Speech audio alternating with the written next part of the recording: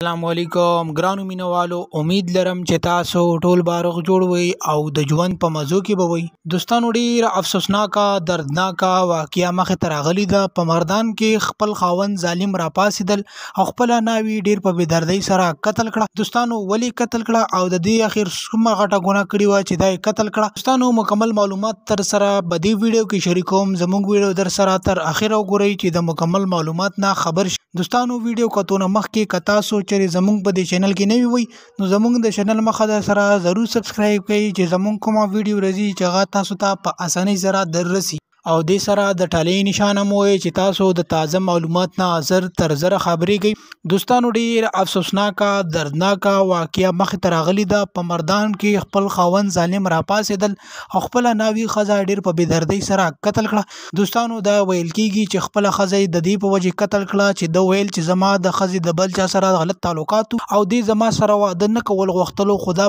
درونو او د پلار په زور باندې د ما سره واده وکړو او دی اوس هم زنیم خو او ما سره تعلقات نه ساتلو او ما و چې کلم ورته سوي نو ما نه به انکار کولو نو د دې په وجه باندې دا ما قتل کړه او ما ته خپل خزي بار وی چې ته زمانه خو او زه ته په زور درکړیم نو زما د تاسو سره ژوند نه تیریږي د دې په وجه باندې دا ما قتل کړه دوستانو دا خاوند دا بیان پولیس ته ورکو چې کله پولیس گرفتار کړو او د قتل کې دونه بعد دوستانو یقینا چې ډېر غټ ظلم او زیاته کړی دی چې ناوی خپل ناوی خزه قتل کړه حالانکه د ته پکار وا چې د واده نه وکړي د دې خزي سره دوستانو زموږ په معاشري کې دا شی ډیر په تیزی سره روان دي چې د خزي او د الګ نه تپوس نه کیږي او غولا وادونه کیږي نو دوستانو د دې وجه د دین د نقصانات دي چې به هغه واده ډیر ټیمپوري نه وي دوستانو امید لرم چې تاسو به زموږ د معلوماتي ویډیو ضرور خوښوي نورو معلوماتي ویډیوګانو لپاره د چینل مخه در سره ضرور سبسکرایب کړئ ډیر مننه شکریا